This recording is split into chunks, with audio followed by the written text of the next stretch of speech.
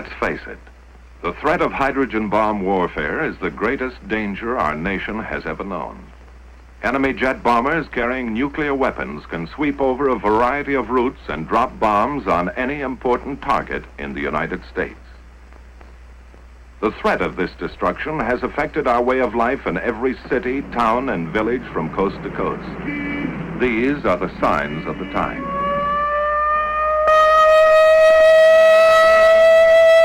Only in practice now, a rehearsal, a training exercise. But tomorrow, this siren may mean the real thing. And if you hear it, as you drive in your auto, as you sit in your office, or work at your bench, wherever you are, what will you do? What will happen to you? Let's face it, your life, the fate of your community, and the fate of your nation depends on what you do when enemy bombers head for our cities. And that is why civil defense was organized, to teach you how to survive in the thermonuclear age, by taking shelter, or by evacuating your area as directed. Civil defense will teach you how to take care of yourself, your family, and neighbors, how to get official instructions and act according to plan. In time of atomic attack, the usual professional services, police, fire, welfare, hospital, and ambulance, could be bombed out, too busy, or unable to get to you and your family. Civil defense control points would function as the nerve centers for dispatch of organized assistance to disaster areas from outside the target districts. Every preparation is being made to deal with emergency conditions which would be created by enemy attack. To provide for communication with the public during an actual attack, our broadcasting industry and the federal government developed CONELRAD. This system permits the broadcasting of official news and civil defense instructions without helping enemy navigators find our cities by following radio beams. The CONELRAD frequencies are 640 and 1240 on your standard radio dial. A hazard unique to nuclear warfare is radioactive fallout. Unseen, unheard, and odorless, this substance can only be detected with sensitive instruments. Special training is necessary for radiological safety experts. Their duties will be to check radiation levels in both damaged areas and probable fallout areas.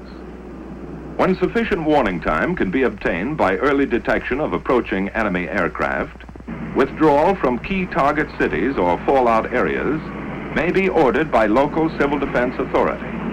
The instinct of survival is inherent in all of us. And national survival requires that each one of us assume his share of the responsibility. There is work to be done, and each must cooperate. Opportunities for training with the Red Cross and other groups are everywhere. The combined efforts of many trained individuals are needed to make civil defense a forceful reality. This training is invaluable in preparation for enemy attack or the savage fury of nature. Experience in past disasters has proved the value of advanced training and the need for more stockpiling of emergency food supplies, medicines, and other critical items to care for the injured and homeless. However, it was the awesome power of atomic energy as demonstrated in wartime use that brought to sharp focus the new problems concerning human survival and the urgent need for a civil defense program based on facts about the atomic bomb. Opportunities to gain this information came with the study of structures in controlled atomic tests conducted at Eniwetok Atoll in the Central Pacific. The main objective of testing is weapons development to strengthen national security, but also included are scientific experiments for the Atomic Energy Commission, military projects for the Air Force, Army, and Navy, and defense tests for the Federal Civil Defense Administration, primarily concerned with the effects of nuclear weapons on cities, industries, and people. The tremendous effects of heat and blast on modern structures raise important questions concerning their durability and safety. Likewise, the amount of damage done to our industrial potential will have a serious effect upon our ability to recover from an atomic attack. Transportation facilities are vital to a modern city. The nation's lifeblood could be cut if its traffic arteries were severed. These questions are of great interest not only to citizens in metropolitan centers, but also to those in rural areas who may be in a danger zone because of radioactive fallout from today's larger weapons. We could get many of the answers to these questions by constructing a complete city at our Nevada proving ground and then exploding a nuclear bomb over it.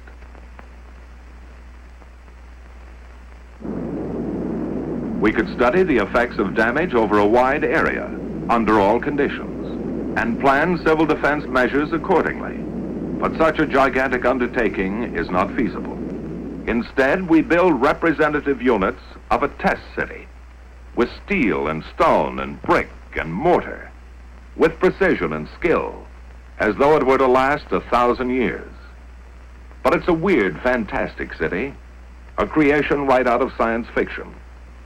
A city like no other on the face of the earth. Homes, neat and clean and completely furnished, that will never be occupied. Bridges, massive girders of steel spanning the empty desert. Railway tracks that lead to nowhere, for this is the end of the line. But every element in these tests is carefully planned as to its design and location in the area. A variety of materials and building techniques are often represented in a single structure. Every brick, beam, and board will have its story to tell. When pieced together, these will give some of the answers and some of the information we need to survive in the nuclear age. At varying distances from ground zero, the point of detonation, numerous experimental elements are assembled. Underground structures and facilities of various types play their part in duplicating the complexity of the modern city. The vast research program includes testing such items as covering materials, paints, varnishes, plastics, also various fabrics and samples of clothing.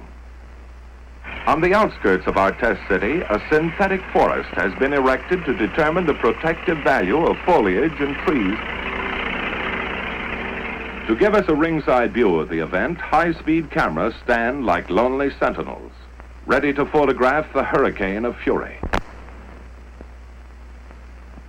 Before leaving the test area, a final check is made on the multitude of instruments and technical devices which will record a variety of blast phenomena for future study. Now, with all the elements in place, our test city is complete. From the air, its center will appear as a bullseye to the bombardier at H hour. On the morning of shot day, official observers, technicians, and scientists gather at News Knob to await the momentous event. This is the payoff for months of planning and preparation on the part of the Atomic Energy Commission, the military services, civil defense, and other test agencies. As part of an experiment to observe the phenomenon of atomic detonation at close hand, military personnel and defense officials dig in within a few miles of ground zero. After a final briefing from the officer in charge just before H hour, the men disappear into their foxholes. Every precaution has been taken for their safety. They're told to crouch low, shield their eyes, and remain down until the signal to rise is given. Now the moment of greatest anxiety, waiting those last few seconds.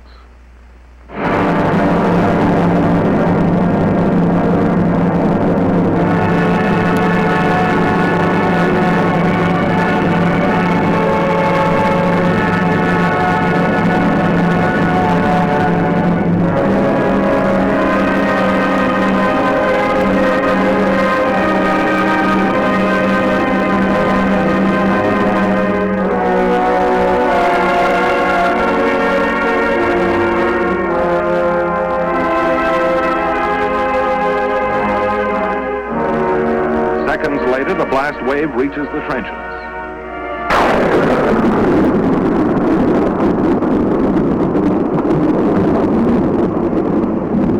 As the tower of smoke and flame looms overhead, one thought is uppermost in all minds. Now it's over. The fury of it had stunned some, but not one was injured.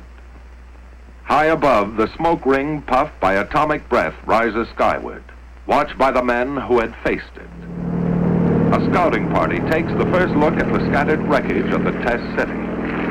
The imprint left by the hurricane of fire and blast remains here for us to read and analyze. From studies of ruins and damage such as this, we get the hard-to-come-by knowledge that helps us form rules for survival in modern warfare. While only atomic bombs are tested in Nevada, the results can be scaled for the larger, far more powerful thermonuclear weapons. A hydrogen bomb will destroy a greater area than the atomic bomb and will release more dangerous radioactive materials.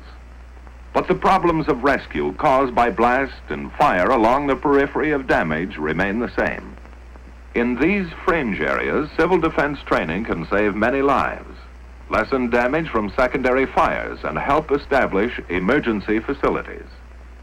Now in a helicopter, the radiological safety men measure the amount of radiation. When readings indicate safety for human beings, the troops are led in for a tour of the area. By double-checking with Geiger counters every inch of the route, men can now enter safely and confidently areas spotted with radiological contamination, an indication of the progress made in understanding atomic hazards. And thus, each test adds to our growing fund of knowledge. For it is only by investigating and experimenting that we get the facts to keep our military and civil defense program up to date and effective. Every bit of twisted steel makes its contribution. Blackened ruins and ashes of a structure add another chapter. The shattered wreckage of a dwelling offers an eloquent testimonial. Piece by piece, like the parts of a jigsaw puzzle, our story is assembled, analyzed, and evaluated. Then the survival facts are made available to you through your local civil defense program. In the thermonuclear age, civil defense, like military defense, must be flexible. It must develop and grow, even as the forces that threaten our existence. And so until men of goodwill have turned this awesome power to peaceful uses, let us recognize the threat to our way of life, the threat to our survival, and let's face it.